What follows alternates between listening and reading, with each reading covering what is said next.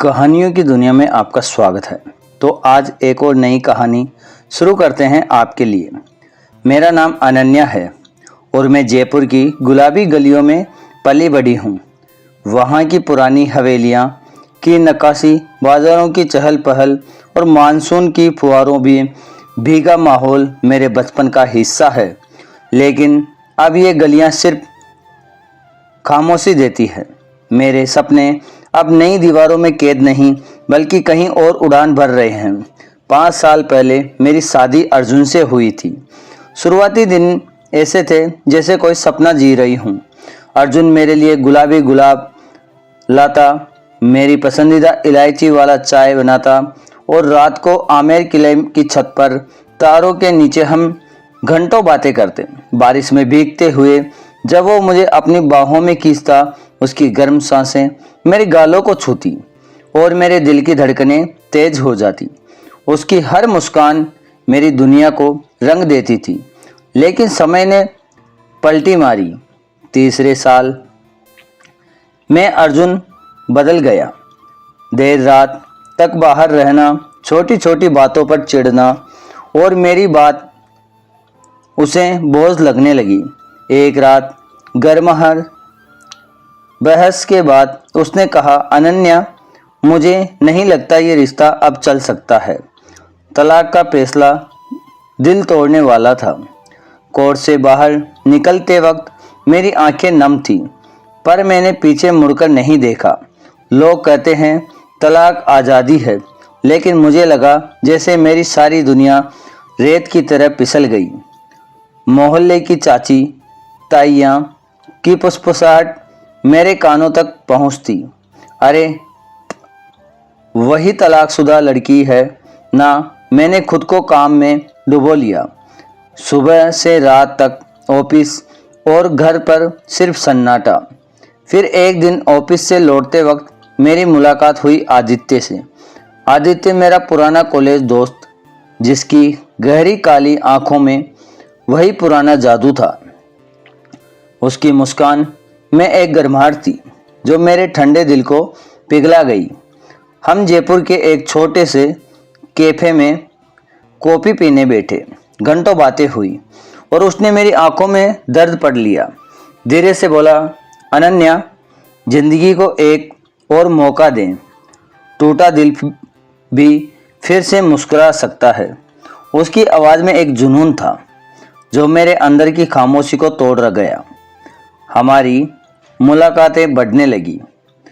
आदित्य मुझे ऑफिस से लेने आता, मेरे लिए डार्क चॉकलेट लाता और हवा महल के पास सैर करते वक्त उसका हाथ मेरे कंधों पर होता।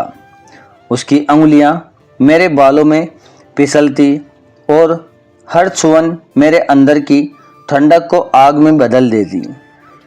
एक शाम जब हम जंतर मंतर के पास बारिश में भीग रहे थे, उसने मेरे चेहरे को अपने गर्म हाथों में लिया। उसकी आंखों में एक तूफान था। अनन्या, उसने कहा, मैं तुम्हारे हर हाल में अपनाना चाहता हूँ। तुम मेरे लिए वो सपना हो जो मैंने हमेशा देखा।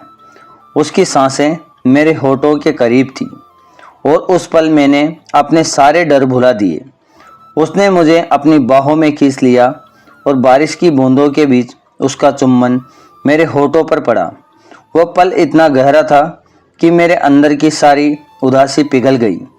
मोहल्ले की बातें फिर शुरू हुई। तलाकशुदा होकर भी कैसे बिंदास घूम रही है। मैं डरती थी क्या मैं फिर से भरोसा कर पाऊंगी, लेकिन आदित्य की हर मुस्कान, उसकी हर छुअन मुझे हिम्मत देती थी। एक रात जब हम जोधपुर के मेहरानगढ़ के किले की सैर कर रहे थे, उसने मेरे कान में फुसफुसाया, अनन्या, तुम मेरी हो, मैं तुम्हें कभी टूटने नहीं दूंगा। उसकी गर्म सांसें मेरे कानों को छू रही थी और मैंने खुद को पूरी तरह से उसके हवाले कर दिया। माँ को जब बताया, उसका चेहरा उदास हो गया। बेटी, लोग क्या कहेंगे अगर फिर से दिल टूटा तो? मैंने कहा, माँ, अगर डर के मारे जिए तो जिंदगी क्या जिंदगी। आदित्य ने अपने परिवार को मनाने में महीनों लगाए। उसके पिता ने कहा, तलाकशुदा लड़की, बेटा तुझे और क्या चाहिए? आदित्य ने जवाब दिया, पापा कमी नज़रों में है। अनन्या की हिम्मत, उसकी खूबसूरती है। हमारी शादी जयपुर के एक छोटे से मंदिर में हुई। बारिश की बूंदों में के बीच फेरे लिए आदित्य ने मुझे देखकर मुस्कुराया और उसकी मुस्कान ने मेरे दिल को रोशनी दी। शादी की रात उसने मेरे कान में फुसफुसाया, अनन्या अब तुम मेरी हो। हमेशा उसकी बाहों में मैंने खुद को खो दिया। उसकी हर छुअन ने मेरे अंदर की आग को और भड़का दिया। उस रात जब उसने मेरे माथे को चूमा, मेरे गालों को सहलाया और मेरे होठों को अपने होठों से छुआ, मैंने महसूस किया कि मैं फिर से जी रही हूँ। ससुराल में शुरुआत औपचारिक थी। सास ससुर दूरी बनाए रखते थे, लेकिन एक दिन सास ने कहा, अनन्या मैं कोशिश कर रही हूँ, आदित्य की खुशी मेरे लिए सब कुछ है। धीरे धीरे अपनापन बढ़ा। मैंने बच्चों को पढ़ाने का एक छोटा सा स्कूल शुरू किया। मोहल्ले की बातें अब भी थी, लेकिन मेरी उनकी परवाह छोड़ दी। एक दिन अर्जुन का फोन आया, अनन्या तुम खुश हो ना? मैंने कहा, हाँ बहुत। आदित्य ने मेरा हाथ थामा और कहा, अतीत को अलविदा कह दो, हमारा भविष्य इंतजार कर रहा है। उस रात उसने मुझे अपनी बाहों में लिया, मेरे माथे पर चूमा और उसकी हर छुअन ने मेरे अंदर की आग को और भड़का दिया। 1 साल बाद ससुराल मेरा घर बन चुका था। सास मेरे साथ रसोई में हंसती, ससुर मेरे साथ चाय की चुस्कियाँ लेते। एक दिन अर्जुन फिर मिलने आया। उसने माफ़ी मांगी। मैंने मुस्कुराते हुए कहा, अर्जुन वो अध्याय मैंने बंद कर दिया। आदित्य ने मेरा हाथ थामा और उसकी मुस्कान मेरी ताकत थी। आज मेरा स्कूल जयपुर में मशहूर है। हर रात आदित्य ने मुझे अपनी बाहों में लेता, मेरे माथे पर चूमता और कहता है, अनन्या तुम मेरी दुनिया हो। उसकी गर्म सांसें, उसकी छुअन और उसकी मुस्कान मेरे लिए सब कुछ है। मोहल्ले की बातें अब मायने नहीं रखती। मेरी ज़िंदगी मेरी शर्तों पर है और हर सुबह एक नया सपना लाती है। तो आपको ये कहानी कैसी लगी कमेंट में ज़रूर बताएं और लाइक एंड सब्सक्राइब करना ना भूलें। और ऐसी रोचक कहानियाँ मैं आपके लिए लाता रहूं तो सब्सक्राइब ज़रूर करें। अगली कहानी में मिलते हैं। धन्यवाद।